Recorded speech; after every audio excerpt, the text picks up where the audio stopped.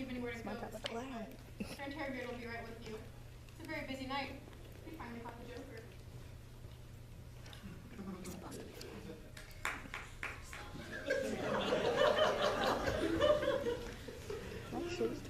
Oh, my head! Oh, everything's fuzzy! Oh! Who punches a hand? You wanted me? Here I am. I didn't want you. I don't know who you are. Where's Dent? I don't know who Dent is. I think you broke my balloon time hand. You're garbage who kills for money. No, I'm Wiggles. Garbage is a different pun when you said it. Where's I Dent? don't know. I was hired by Leo Bonner for his son's birthday and close of magic. I have one rule. I am so sorry I broke your rule, Giant Man. All I had was 2 beers and some cooking sherry. Which is? It's a fortified wine. Where are they? Ooh! Where are Oh they? my God! Where are He they? got drunk at a birthday party. I'm sorry. Oh my God, stop! No, that's not the Joker. We mixed up the files. It would have been the wrong room by accident. It's a birthday clown. You can stop punching him in the face. That's the Joker. That's not the It Joker. looks like the Joker. Look at him. It's not the Joker. Two claps. Right. Okay, full disclosure. Part of me knew that. Halfway through, I saw what he said. Took that home, Nick. I gave you the beating. Not that you deserved, but the one that he needed. Right, but he didn't do anything. Harvey Dent. Right. Can we trust him? We're past that.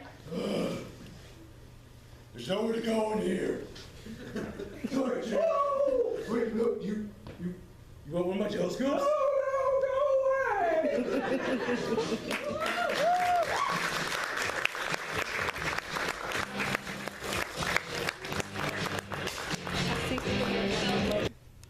Zoe, Kim, and I are in the Philippines at an outdoor raid. What are you working on?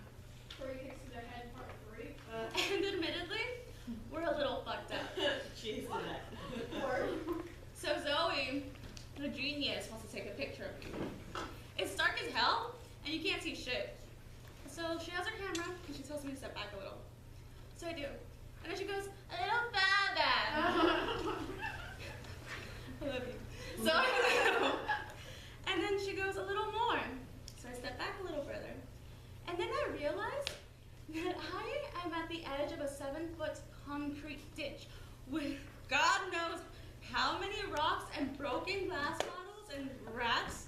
And if I fell on that fucking thing, I would have broken my fucking neck. Fucking Zoe. So we laugh it off and we walk a little further. And then Zoe starts fucking around. And bam, if she doesn't fall into the fucking ditch. No, I remember taking a step and looking down just as I'm thinking, there's a ditch Johnny was talking about. Bam, I'm in the fucking ditch. What happened? What, was Zoe the cat? Nothing. If I fell in that fucking thing, you'd have to helicopter me out there. Zoe falls in there, and she lands on her own 2 feet. It's fucking ridiculous. So then, I started to feel a little bad about myself. I mean, Zoe falls in there, and we're laughing about it. Nothing happened. If I fell in there, I would have been fucking paralyzed. Oh, honey, you cannot think like that. We all have our individual talents. And that just happens to be one of Zoe's. Well, physically speaking, Zoe's amazing.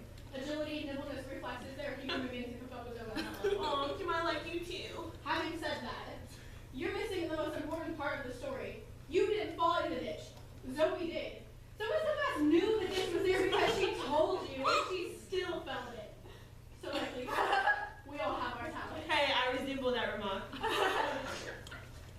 Kim, you still pack a Roscoe? Check it out, bitch. Oh, nice one. What's a Roscoe? Roscoe's a pistol.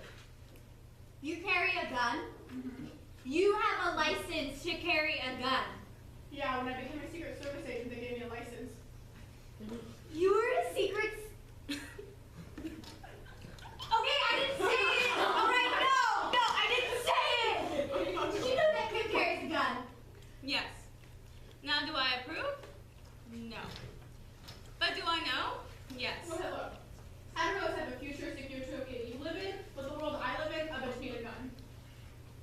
you still can't get over the fact that people who carry guns tend to get shot more than people that don't.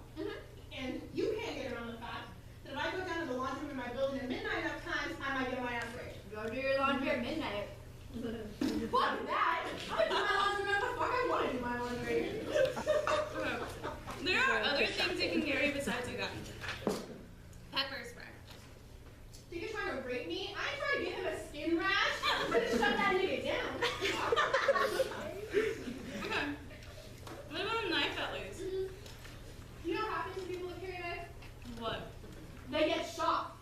Look, if I ever become a famous actress, I won't carry a gun. I'll hire me a dude dirt nigga and he'll carry the gun. And when shit goes down, I will sit back and laugh. Until that day, it's Wild West, motherfucker.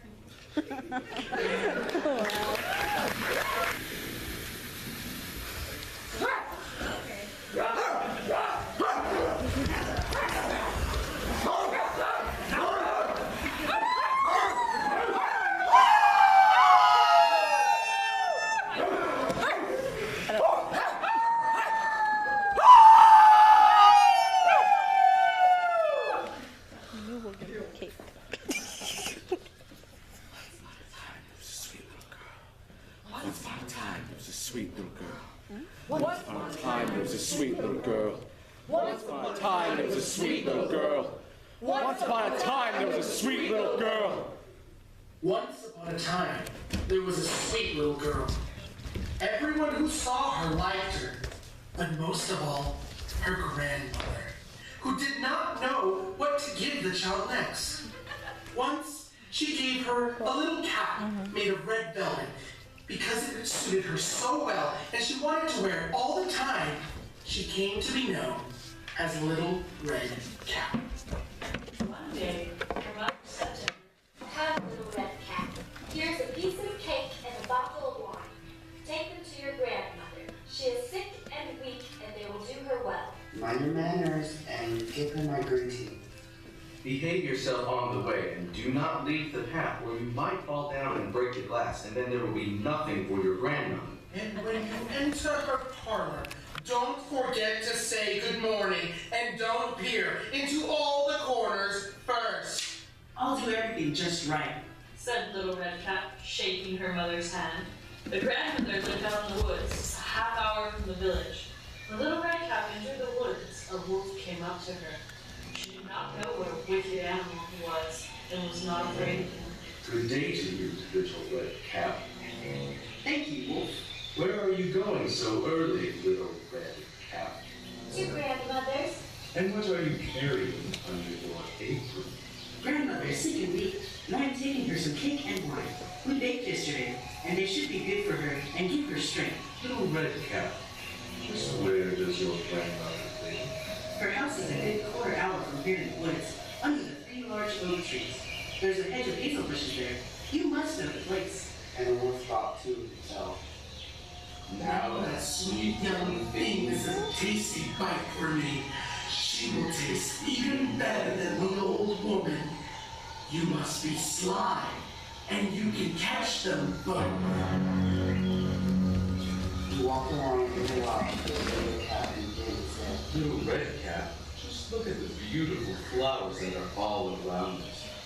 Why don't you go and take a look? And I don't believe you can hear how beautifully the birds are singing. You are walking along as though you are on your way to school. It is very beautiful woods. Little Red Cap opened her eyes, and when she saw the sunbeams dancing to and fro through the trees and how the ground was covered with beautiful flowers, she thought, "If I take a fresh bouquet to grandmother, she will be very pleased." and she ran off with Pat into the woods looking for flowers. Each time she picked one, she thought that she could see an even more beautiful one a little way off, and she ran after it, going further and further into the woods. But the wolf ran straight to the grandmother's house and knocked on the door. Who's there? Little Red Cap, I'm bringing you some cake and wine. Open the door. Just press the latch. Called out the grandmother. I'm too weak to get up. The wolf pressed the latch and the door opened. He stepped inside, went straight to the grandmother's bed, and ate her up. Then he put on her clothes, put her cap on his head, got into her bed and pulled the curtains shut. Little Red Cap had run after the flowers. After she gathered so many that she could not carry any more, she remembered her grandmother, and then continued on her way to her house. She found, to her surprise, the door was open. She walked into the parlor. Everything looked so strange that she thought, Oh my God, why am I so afraid? I usually like it at grandmother's. She called out, Good morning. but received no answer. Then she went to the bed and pulled back the curtains. Grandmother was lying there with her cap pulled down over her face and looking very strange. Oh, grandmother, what big ears you have. All the better to hear you with. Oh, grandmother, what big eyes you have. All the better to see you with. Oh, grandmother, what big hands you have. All the better to grab you with. Oh, grandmother, what a horribly big mouth you have. All the better to eat you. And speaking, he jumped from the bed, a single leap, and ate up poor little Red Cap. As soon as the wolf had satisfied his desires, he climbed back into the bed, fell asleep, and began to snore very loud. A huntsman was passing by and thought, The old woman is snoring so loudly. You better see if something is wrong with her. he stepped into the parlor, and when he approached the bed, he saw the wolf lying there. So here I find you, old sinner. He said, I have been hunting for you a long time. he was about to aim his rifle when it occurred to him that the wolf might have eaten the grandmother, and that she still might be rescued. So instead of shooting, he took a pair of scissors and began to cut open the wolf's belly. After a few cuts, he saw the red cap shining through. After a few more cuts, the girl jumped up crying, Oh, I was so frightened. It was so dark inside the wolf's body. And then the grandmother came out as well, alive but hardly able to breathe. Then Little Red Cap fetched some large stones. She filled the wolf's body with them, and when he woke up and tried to run away, the stones were so heavy that he immediately fell down dead. The three of them were happy. The huntsman skinned the wolf and went home with the pelt.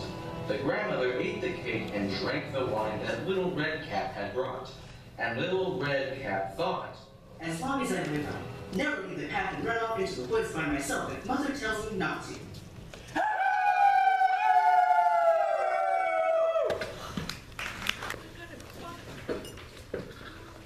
Pleasure to see you, Ernest. What brings you up to town? Oh, pleasure, pleasure. What else should bring one anywhere?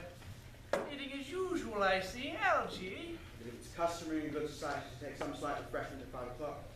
Where have you been since last Thursday? In the country. What on earth do you there? When one is in town, one amuses oneself. When one is in the country, one amuses other people. It is excessively boring. And who are the people you amuse? Oh, neighbours, neighbours. Got nice neighbours in your part of Shropshire? Perfectly horrid. Never speak to one of them. How immensely you must amuse them. Shropshire's in your part of the country, is it not? Shropshire? Yes, of course. Hello, why all these cups? Why cucumber sandwiches? Why such reckless extravagance in one so young? Who is coming to tea? Oh, merely Aunt Augusta and Gwendolyn. How perfectly delightful. Yes, it's all very well, but I don't think Aunt Augusta will quite approve of your being here. May I ask why? I tell you, the way you flirt with Gwendolyn is perfectly disgraceful. It's almost as bad as the way Gwendolyn flirts with you. I am in love with Gwendolyn.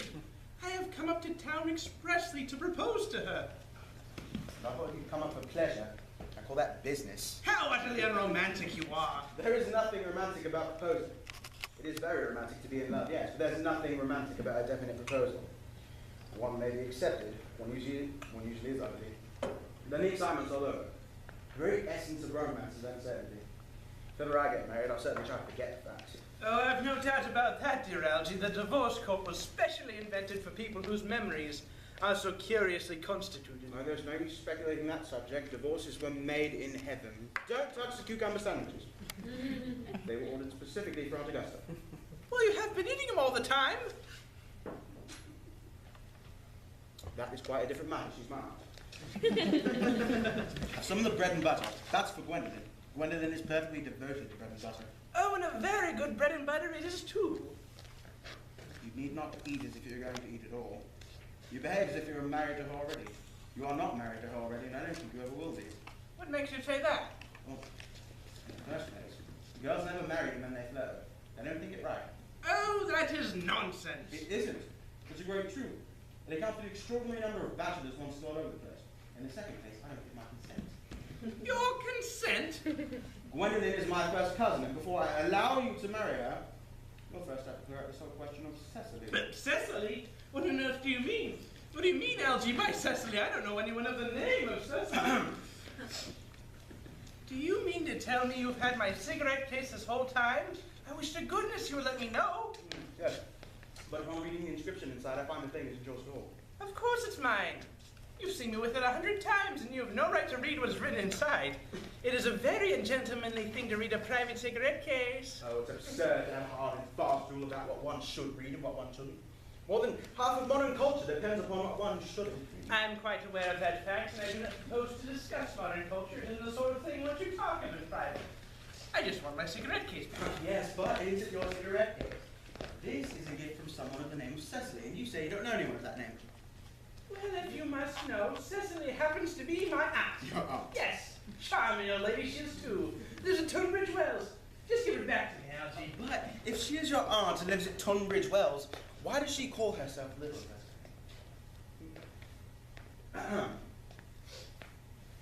From little Cecily with our fondest love. My dear fellow, what is there in that? Some ants are tall, some ants are not tall. That is a matter that surely an ant may be able to decide for herself. You seem to think every ant should be the same as your ant. That is absurd. Now give me my cigarette case back to me. But why did she call you her uncle? From little Cecily with our fondest love to our dear Uncle Jack.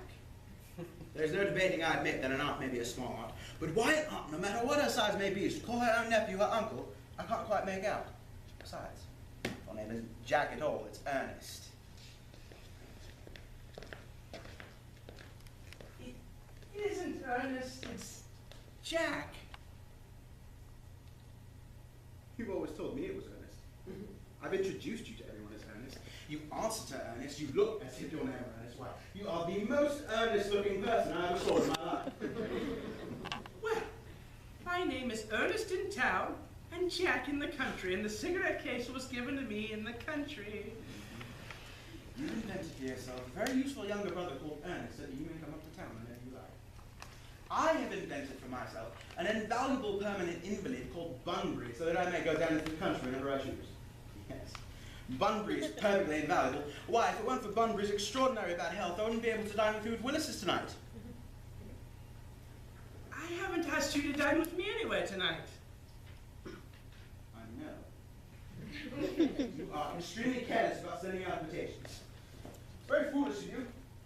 Nothing annoys people so much as not receiving invitations.